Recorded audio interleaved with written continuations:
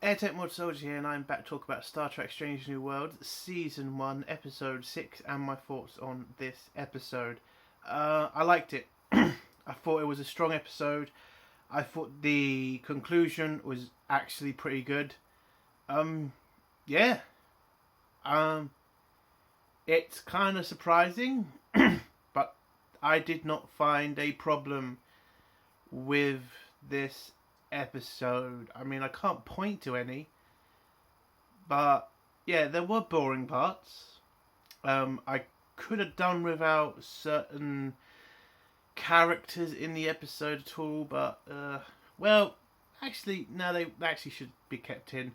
No, there was nothing wrong with this episode.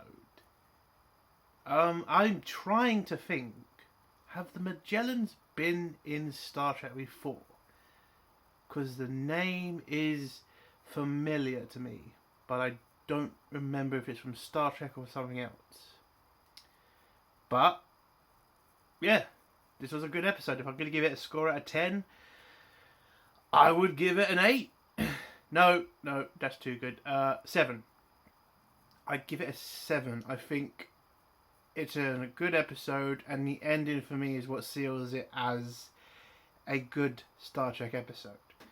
So let's go into spoilers now. If you don't want to hear spoilers, leave in 3, 2, 1. So the episode starts out with the Enterprise getting a signal from a shuttle that's been attacked by a ship.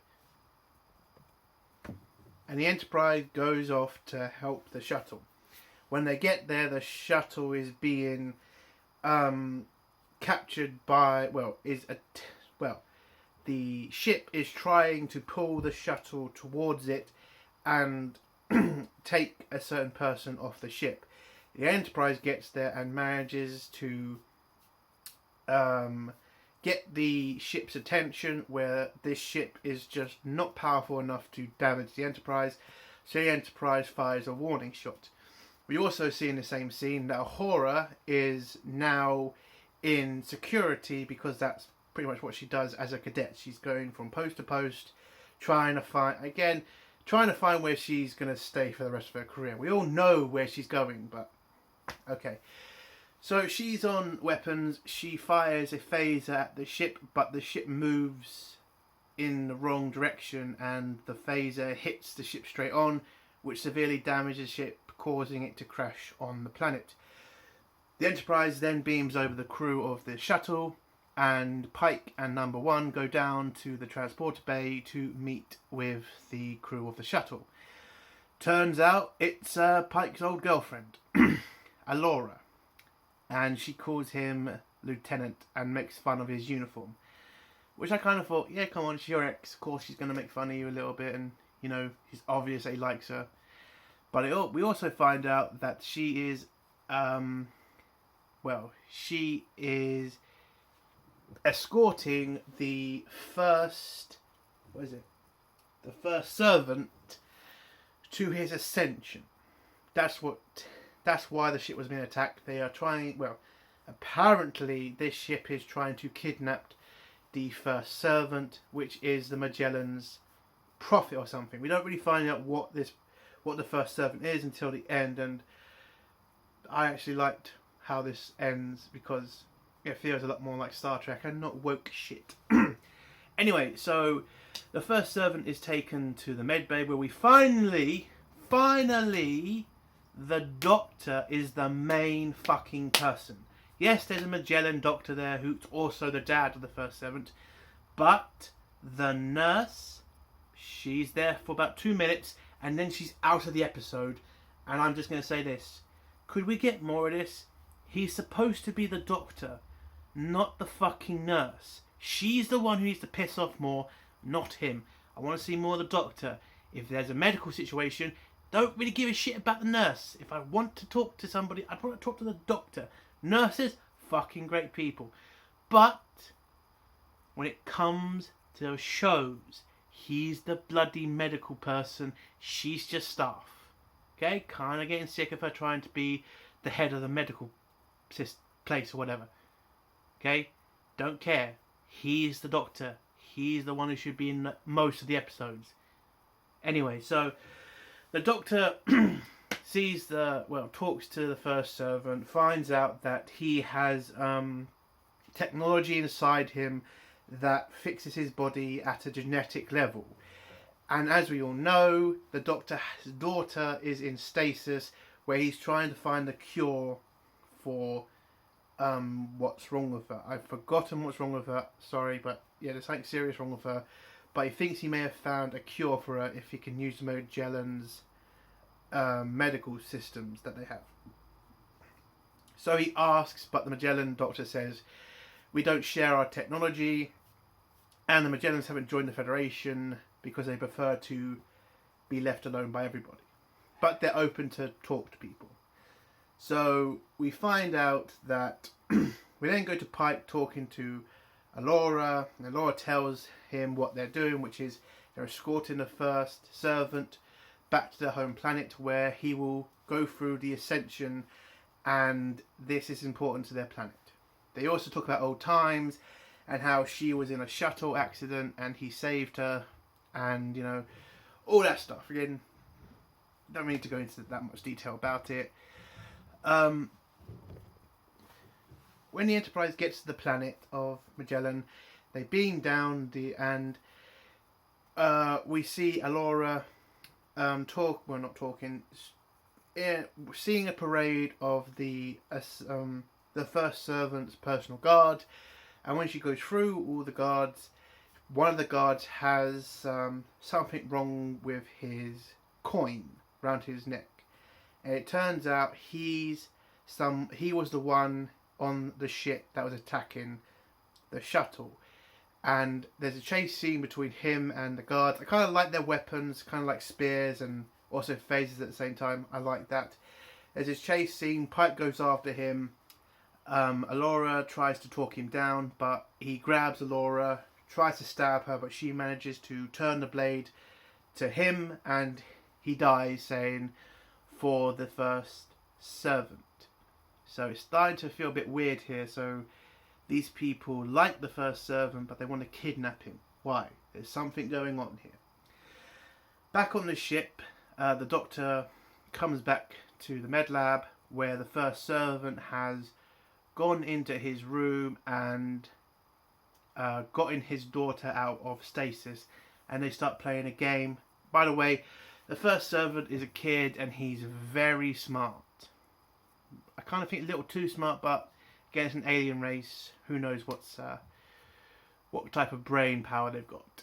I know that's not smart saying that, but intelligence, that's it. How intelligent they are. Brain is smart. Fucking idiot. He's very intelligent. So he unlocks the daughter. They play with each other, but then the Doctor comes in, tells his daughter she needs to go back into stasis because again she's sick, and every time she's out of the bed, the illness can spread and unfortunately kill her. So she goes back into stasis.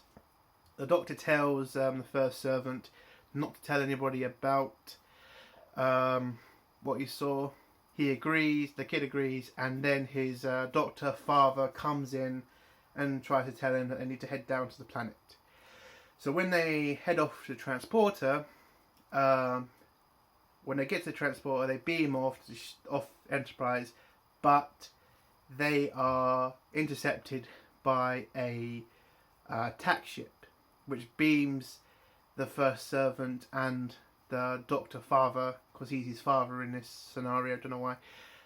They beam them to the ship, but the Enterprise manages to bring back the Doctor father to their ship, and then when Pike orders the Enterprise to tractor beam the attack ship tries to go to warp. Pike tries to release the tractor beam, but it ends up ripping the ship apart and blowing it up.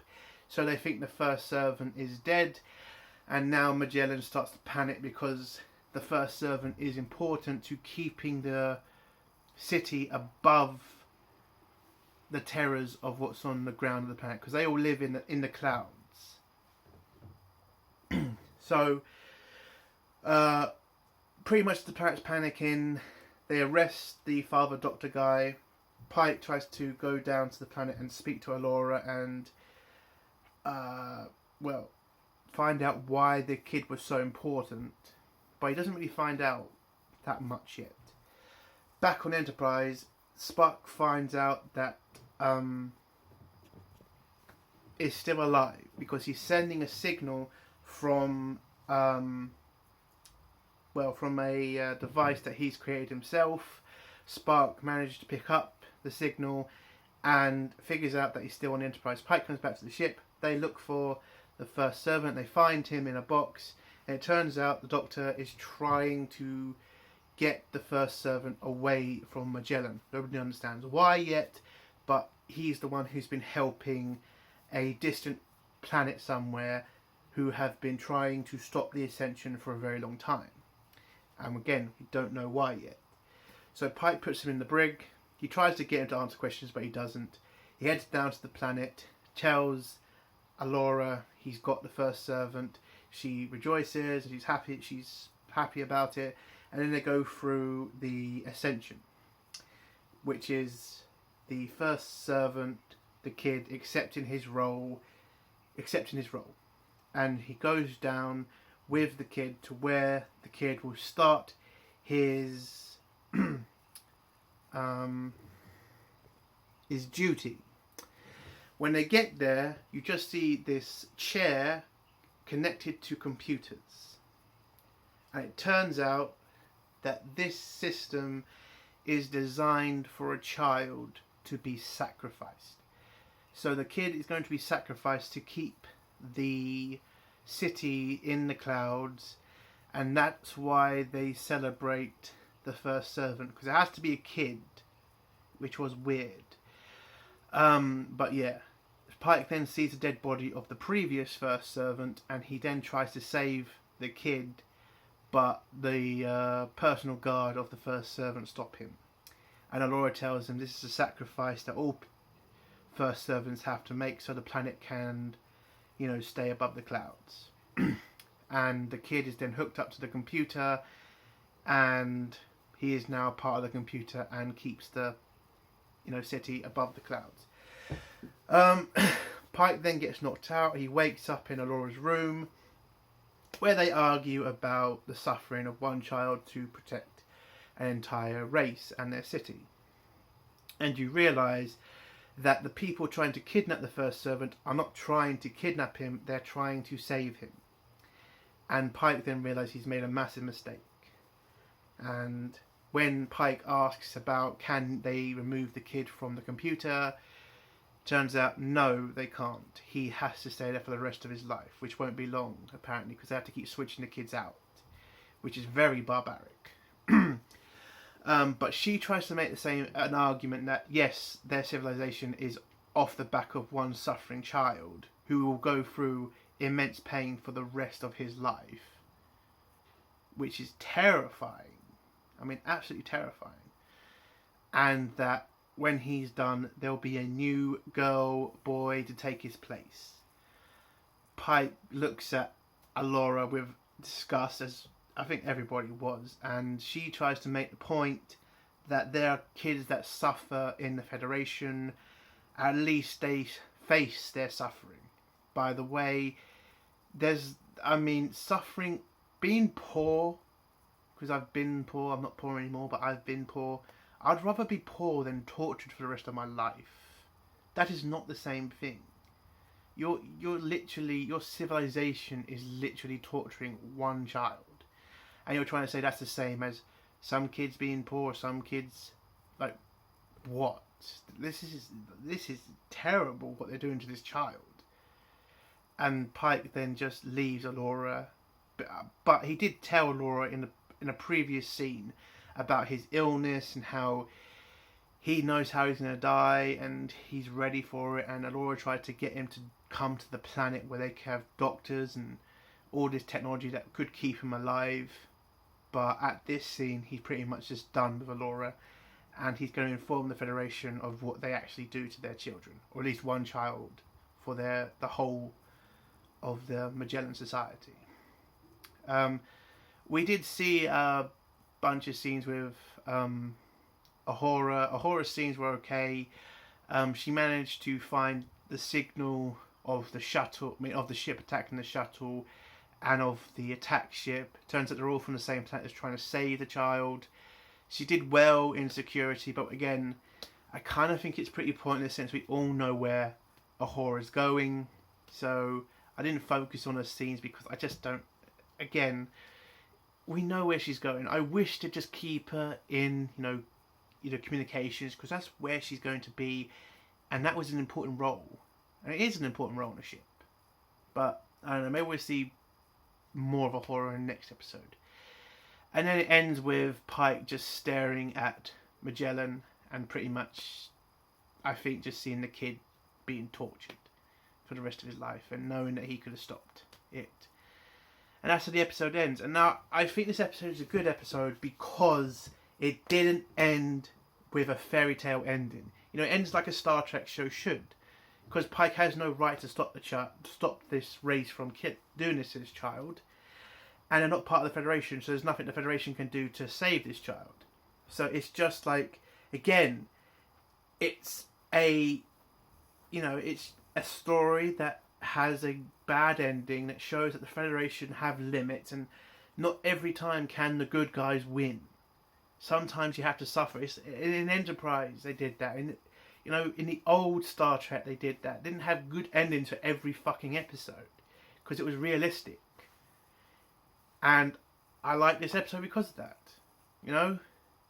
So, yeah, I think this is a good episode. I'm happy with it, and I'm happy there was nothing woke in it. I'll probably watch this episode again, but I'm going to go watch The Orville now because I can't fucking wait for that shit. That's a great show. If you haven't watched The Orville, watch The Orville. It's fucking great Star Trek. But that's the end of my review for Star Trek Strange New Worlds. If you like this review, give it a like. If you dislike the review, give it a dislike.